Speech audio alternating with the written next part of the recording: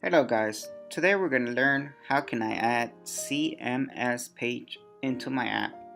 CMS stands for Content Management System.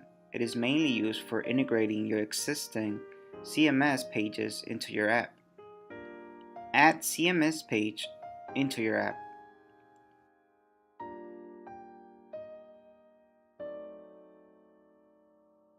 We have already provided several CMS integration methods. Select CMS Portal as per your need. If you want, you can rename this CMS page. You need to provide your CMS portal public URL here.